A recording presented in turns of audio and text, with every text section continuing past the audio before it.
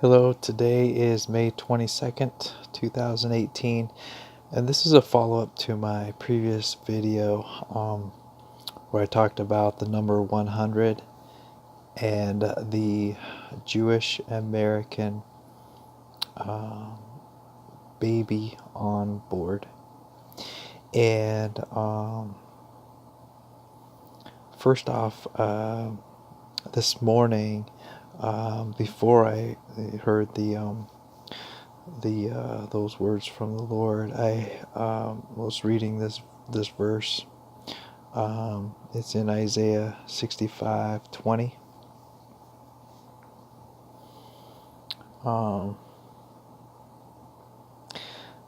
There shall be no more thence an infant of days, nor an old man that hath not filled his days. For the child shall die 100 years old, but the sinner, being 100 years old, shall be accursed.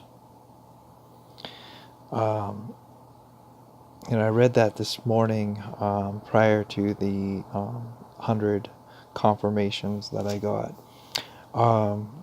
But let me back up just a little bit. This is still in Isaiah 65, but it's 17. For behold, I create new heavens and a new earth, and the former shall not be remembered, nor come into mind. But be ye glad and rejoice forever in that which I create. For behold, I create Jerusalem a rejoicing, and her people a joy. And I will rejoice in Jerusalem, and joy in my people. And the voice of weeping shall be no more heard in her, nor the voice of crying. So this thing that God's doing, I just believe that it is a good thing, a thing that we should be rejoicing about. And it's bringing the New Jerusalem. And it's one that the people will have no more sorrow, no more weeping, but joy and rejoicing. And anyway, I wanted to add that because it had the 100 years in there. But I also thought of today the 100 days. And I was in particular trying to understand what this 100 meant. And after I made the last video, I was riding the bus home, and as I was sitting on the bus, I was staring at a little writing, I guess, on some artwork at the bus stop. And I was just staring at it and trying to understand it. I didn't know why I was looking at it. And then I looked closer at the date that was written there, and it was September 23rd. And just this last year, on September 23rd, was a significant date, and those who have been watching for the signs and the things that were prophesied in Revelations 12. Let me go to that and just read it real quickly.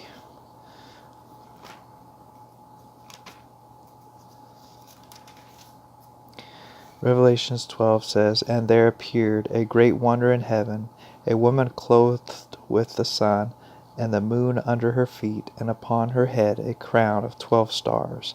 And she, being with child, cried, travailing in birth, and pained to be delivered.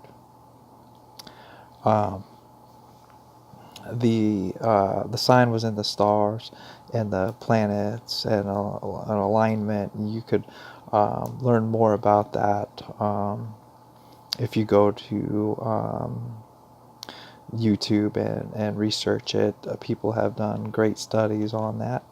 And anyway, it was a point marker in time. And so I was kind of praying about this thing, and I did some math, And I added 100 days to that date, September 23rd, 2017.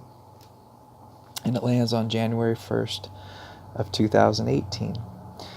And that day has significance to me.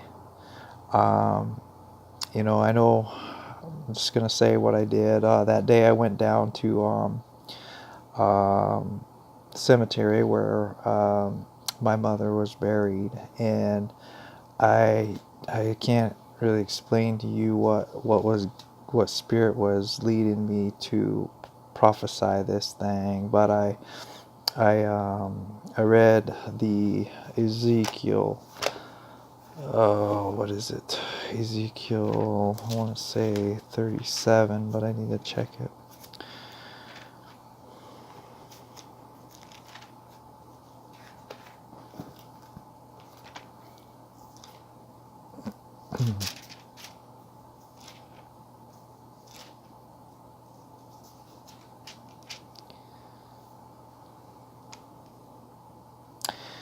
Yeah, Ezekiel 37 says, "The hand of the Lord was upon me, and carried me out in the spirit of the Lord, and set me down in the midst of the valley which was full of bones, and caused me to pass by them round about.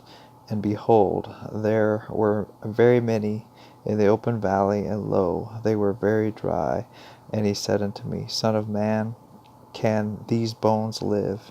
And I answered, O Lord God, thou knowest. Again he said unto me, Prophesy upon these bones, and say unto them, O ye dry bones, hear the word of the Lord. Thus saith the Lord God unto these bones, Behold, I will cause breath to enter into you, and ye shall live. It goes on, but basically, this valley of dry bones was the whole house of Israel, and they came forth as a I don't know if the word mighty is there, like a mighty army or a great army. But I prophesied at a cemetery then. I was basically, reading this 37 word for word. It was significant to me because it was like a spiritual thing. Anyway, so that was January 1st, 2018. So that was 100 days. Then I subtracted from today, May 22nd, 100 days. And it landed on February 11th, 2018, which was a day that, at least for me in particular, and my family, a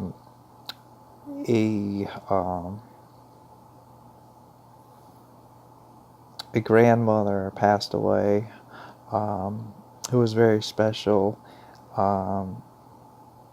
to me. I just know, there was something about her that was just loving, kind, compassionate, caring, and she always, she was a grandmother in-law to me, but she always made me feel very accepted and loved and special. It's just a very, very precious lady, but I know she loved Jesus, and she passed away on that day.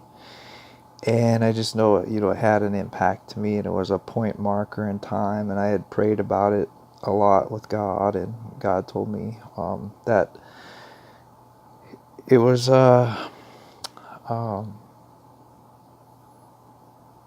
prophetic, the things that happened, and I know she's alive and well. And anyway, getting back to it. So that was 100 days prior to May 22nd. In between those 200 were 41 days.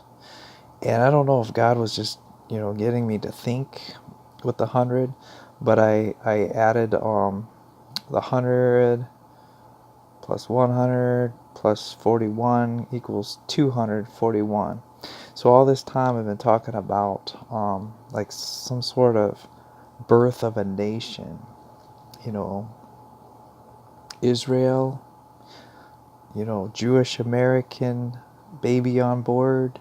These were the things that I was trying to understand.